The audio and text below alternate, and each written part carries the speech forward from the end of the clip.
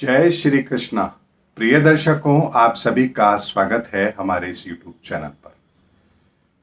दर्शकों, मेरे पिछले 3-4 वीडियो आप देख रहे होंगे। मैं युग परिवर्तन के लिए इस दुनिया को कैसे तैयार होना है उसके संदर्भ में आपको एक सटीक ज्योतिषीय आकलन दे रहा हूं, क्योंकि आने वाली परिस्थितियों का आकलन करना और उसका समाधान खोजना और स्थितियों को उसके अनुकूल बनाना, ये केवल और केवल ज्योतिष के माध्यम से संभव है और इसके अलावा और कोई भी चीज इस संसार में काम नहीं करती है। अगर आपको मेरी बात पर भरोसा नहीं है तो आज के वीडियो के अंदर मैं आपके सामने कुछ ऐसी बातें रखूंगा जो आपको ये सोचने पर मजबूर जरूर करेगी कि क्या ऐसा संभव हो सकता है, क्योंकि प्रमाण तो ये कहते हैं कि ऐसा संभव हुआ है। दर्शकों, यदि मैं आपके सामने एक छोटी सी बात रखूं कि 2 पौधे हैं। एक पौधा है जो बहुत हरा भरा है और दूसरा पौधा है जो मुरझाने लगा है। अब यदि माली उस मुरझाने वाले पौधे पर पूरा फोकस करता है, उसे जिस खाद की जरूरत है वो खाद देता है, जिस तरह के एनवायरनमेंट की जरूरत है वो एनवायरनमेंट अगर उसे देता है, तो क्या वो पौधा वापस से हरा भरा नहीं हो सकता है?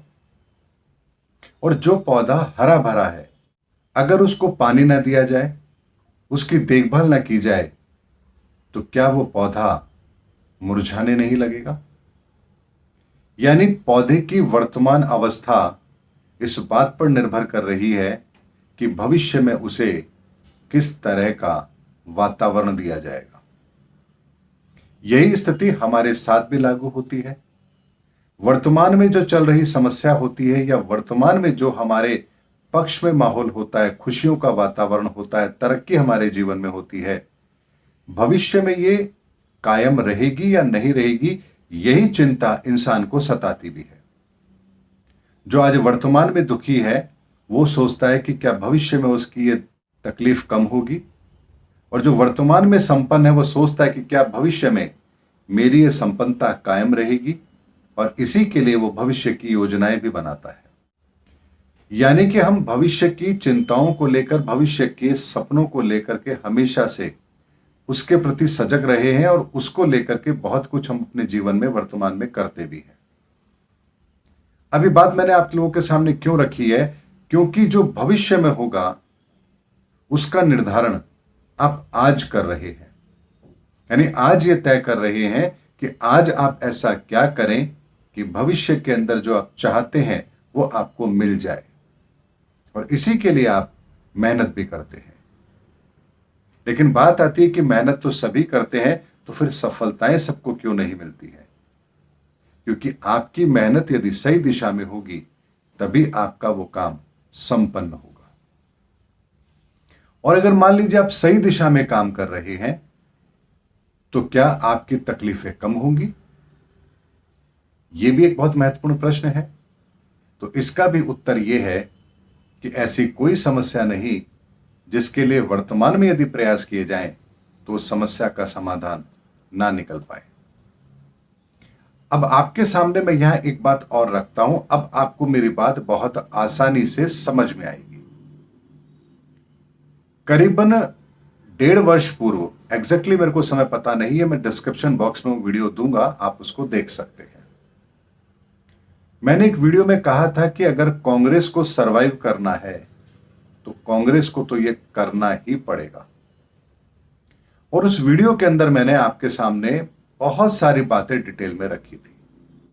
मैंने कहा था कि वर्तमान की परिस्थितियां जिस तरह की हैं और भविष्य में यदि कांग्रेस को अपने आप को खड़ा करना है तो उसे एक ये काम करना पड़ेगा कि राहुल गांधी की जगह, गांधी परिवार की जगह किसी और को कांग्रेस का नेता बनाना पड़ेगा, पार्टी का अध्यक्ष बनाना पड़ेगा, और उसके पश्चात परिस्थितियों का जो निर्माण होगा और जो रिजल्ट आएंगे वो अपने आप में अलग होंगे।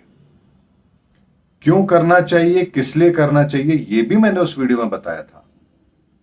मैंने उसमें एक उदाहरण भी दिया था कि जैसे भीष्म पितामह को मारा नहीं जा सकता था, लेकिन फिर शिखंडी को यदि आगे कर दिया गया तो भीष्म पितामह के बाण भी थम गए थे। यानी कि भविष्य के अंदर हम कुछ बड़ी उपलब्धि को चाहते हैं तो वर्तमान में जो आवश्यक है, जो प्रासंगिक है, यदि वो काम किया जाए तो भविष्य के अंदर घटने वाली घटनाओं को परिवर्तित किया जा सकता है, उसकी दिशाओं को बदला जा सकता है, उसके परिणामों को बदला जा सकता है। आप उस समय के अंदर कांग्रेस की स्थिति और आज वर्तमान के अंदर कांग्रेस की जो स्थिति है, केवल तुलनात्मक अध्ययन कीजिए।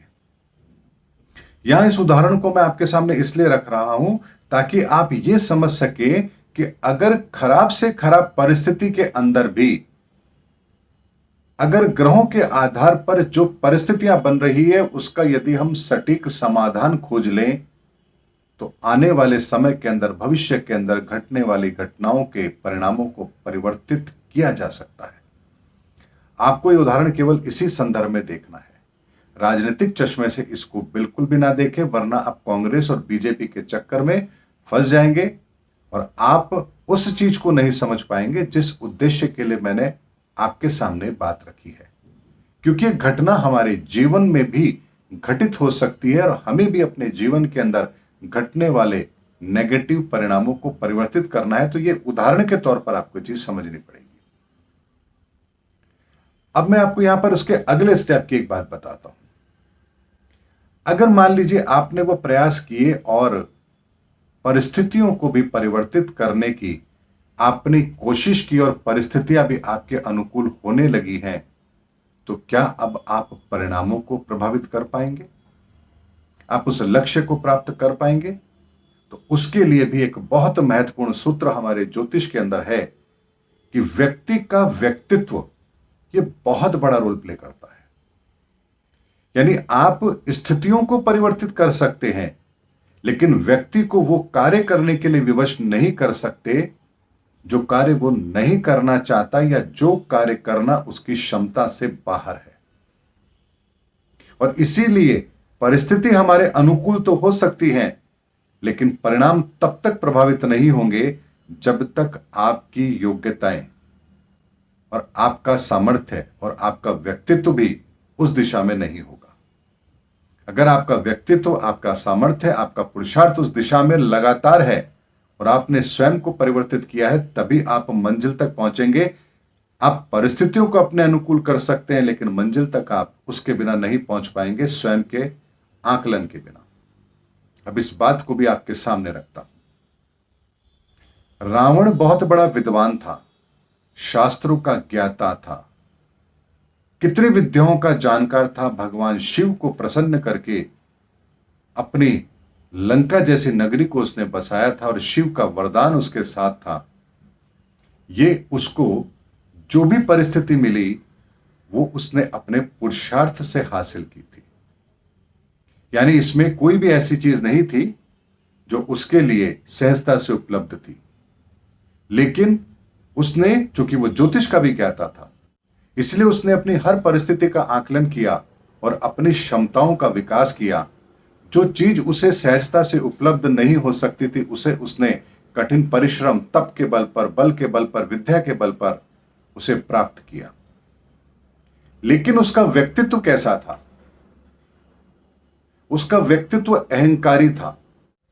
उसका दृष्टिकोण देवताओं के तुल्य नहीं था, न्याय के पथ पर नहीं था, अहंकारी था, अभिमानी था। और उसका यही व्यक्तित्व उसके परिणामों को प्रभावित करता है। जो संसाधन उसको मिले प्रयासों से, उसने उसका उपयोग नहीं किया और अपने अंत की कहानी उसने स्वयं लिखी। इसीलिए दर्शकों, आने वाले युग परिवर्तन के समय के अंदर बहुत से लोग अपने अपने प्रयासों से, अपने अपने तरीके से परिस्थितियों को अपने पक्ष में करने का प्रयास करेंगे और उसमें कुछ हद तक वो कामयाब भी होंगे। लेकिन महत्वपूर्ण बात यह है कि उनमें से जिनका व्यक्तित्व, जिन लोगों की समझ, जिन लोगों की सोच परमार्थ की होगी, ईश्वर के प्रति समर्पित भाव की होगी, अपने धर्म के अच्छाइयों को ग्रहण करने की तरफ होगी, केवल विजयश्री उनको ही मिलेगी। क्योंकि आने वाले समय के अंदर आप परिस्थितियों को अपने पक्ष में करने में कामयाब हो सकते हैं, लेकिन आप फिर वही गलती दोहराएंगे जैसे रावण ने दोहराई थी, जैसी दुर्योधन ने दोहराई थी, जैसी कंस ने दोहराई थी, और उसके पश्चात फिर आपका भी हर्ष वही होगा जो उन लोगों का हुआ था। यानी जो इस समय पर आपको विजेता दिख रहे हैं, परिस्थितियों को अपने पक्ष में कर कर उन्होंने अपनी विजय को तो प्राप्त कर लिया, लेकिन यदि उनका आचरण नहीं बदला तो महाविनाश के अंदर सबसे पहले नंबर उन्हीं का आने वाला है। अब इसको मैं और अच्छी तरह से अगर आपके सामने रखूं तो इसको ऐसे समझिए कि वर्तमान के अंदर भी यदि आपको अपने जीवन में सफलताएं मिल रही हैं, राजनीतिक दलों को भी यदि अपने जीवन में सफलताएं मिल रही हैं, व्यक्ति विशेष को भी अपने जीवन में सफलताएं मिल रही हैं, अन्य पार्टियों को भी यदि अपने पक्ष में विजय मिल रही है, तो उन्हें समझना पड़ेगा कि ये विजय उन्होंने अपने प्रयासों से प्राप्त तो की है, क्योंकि प्रकृति का एक नियम है, जो मेहनत करेगा उसको परिणाम अवश्य मिलेगा। लेकिन यदि उनका व्यक्तित्व इसके अनुरूप नहीं हुआ, न्याय के साथ नहीं हुआ, धर्म के साथ नहीं हुआ, तो जैसे रावण का पतन हुआ था, वैसे उन लोगों का भी पतन होना निश्चित है। इसलिए वर्तमान की जीत आपको एक मौका देती है। मौका इस संदर्भ में देती है कि आपने शायद कुछ ऐसा पुण्य कर्म अवश्य किया है जिसकी वजह से परमात्मा ने आपको एक मौका दिया है, और अगर आपने इस मौके को नहीं समझा और अपने आप को उस कार्य के अनुरूप नहीं रखा, जिस कार्य का प्रदर्शन करके आपने उस जीत को हासिल किया है, तो भविष्य में एक बड़े संहार के लिए भी आपको तैयार होना पड़ेगा।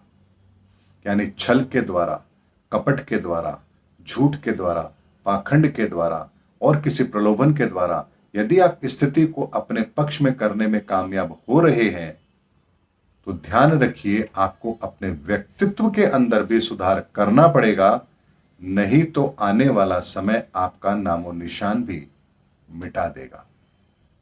हजारों साल के इतिहास के अंदर हम कितने ऐसे लोगों का नाम जानते हैं जिन्होंने बहुत बड़ी संपन्नता को प्राप्त किया।